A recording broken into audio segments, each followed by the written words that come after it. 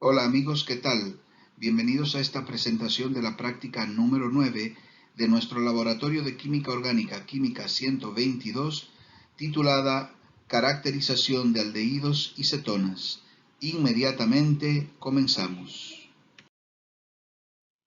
Los aldehídos son compuestos orgánicos de fórmula general RCOH, mientras que las cetonas son sustancias de fórmula general RCOR', donde R y R' pueden ser hidrocarburos alifáticos o aromáticos. El grupo funcional de aldehídos y cetonas es el grupo carbono doble enlace oxígeno, llamado también grupo carbonilo, por lo que a estas sustancias se les llama también compuestos carbonílicos.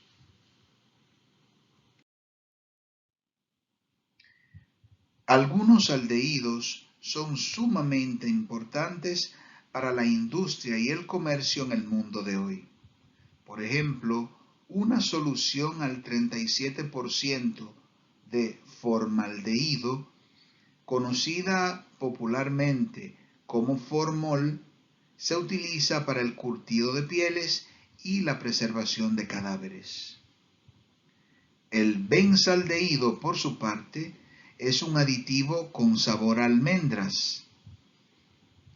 El acetaldehído es un aditivo con sabor a manzanas.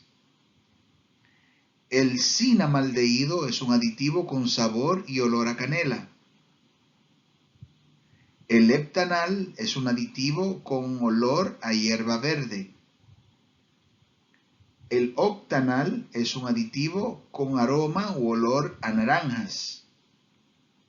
El nonanal es un aditivo con olor a rosas. Y el citral es un aditivo con olor a lima. Algunas cetonas son igualmente importantes para el comercio, la biología y la industria. La propanona, conocida más popularmente por el nombre común acetona, es utilizada en la fabricación de plexiglas, que es un material termorresistente que resulta ser una alternativa al vidrio.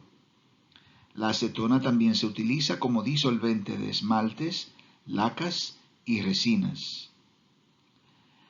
La muscona y la civetona son sustancias fijadoras de aromas. En la naturaleza, además, las cetonas aparecen como azúcares llamados cetosas. La cetosa más conocida es la fructosa, que es el azúcar encontrada en las frutas y la miel. La testosterona es la hormona principal del sexo masculino y es también un esteroide anabólico encontrado en la mayoría de los vertebrados.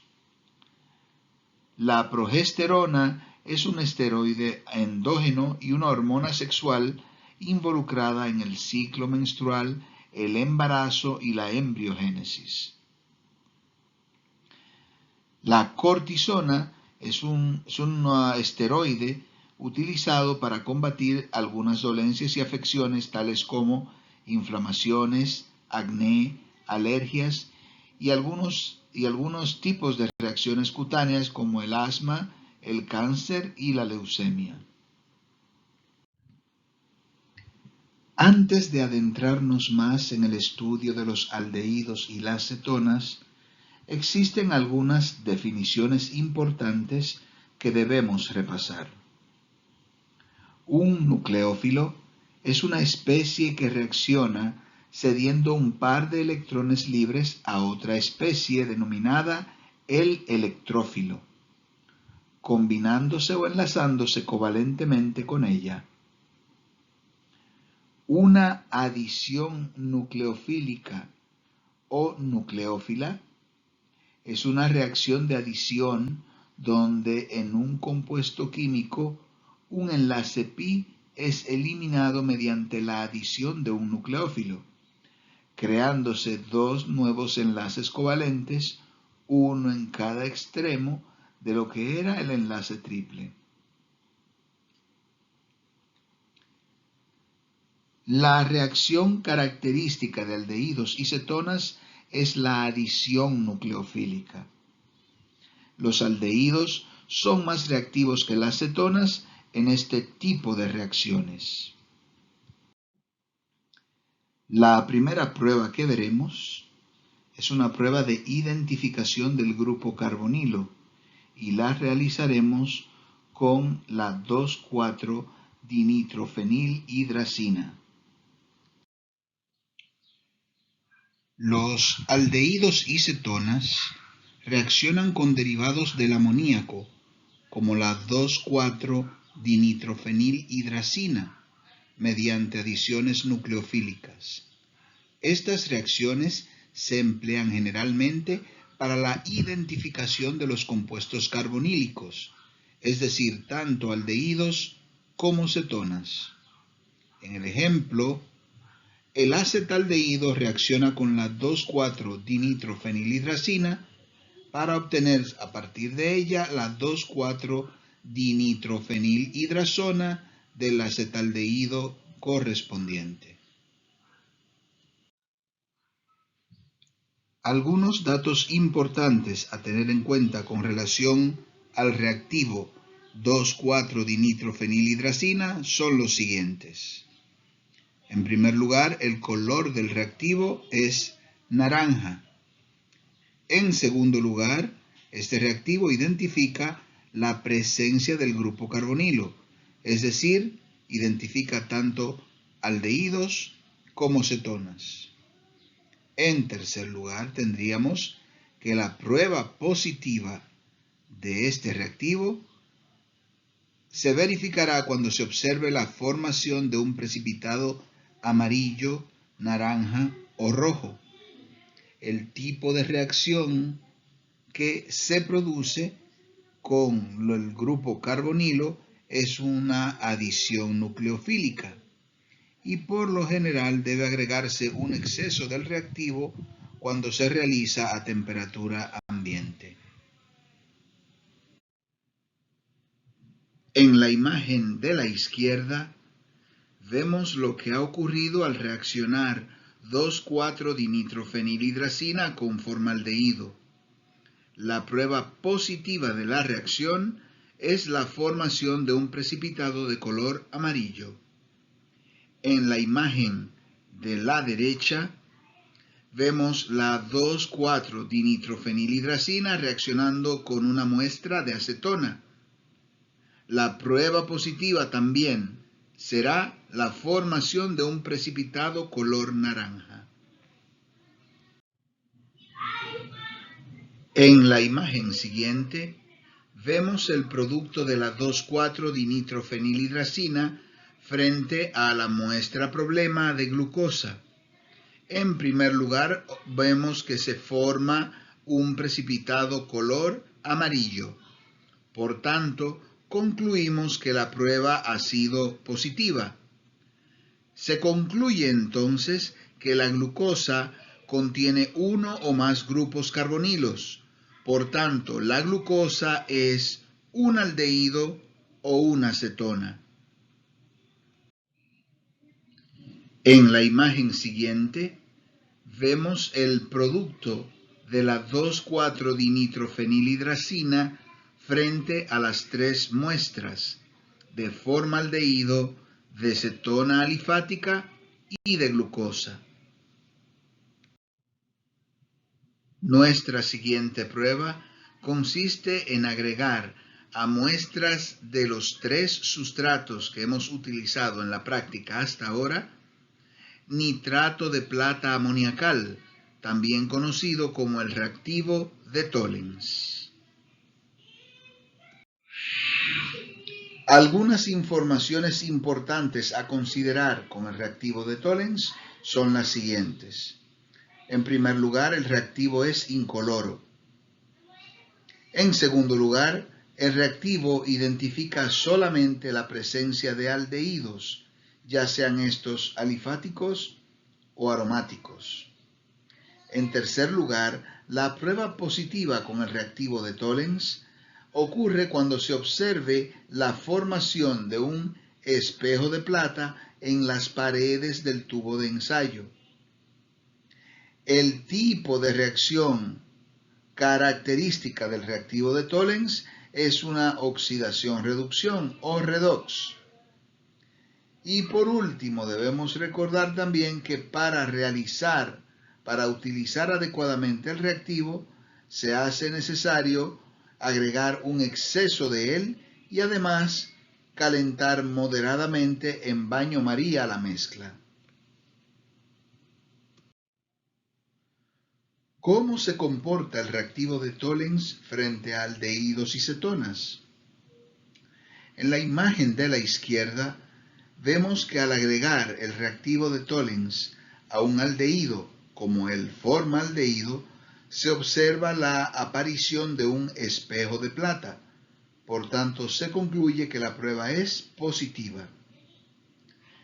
En el caso de las cetonas, vemos cómo al agregar el reactivo de Tollens a una muestra de acetona, se obtiene una solución transparente o incolora, señal de que la prueba es negativa.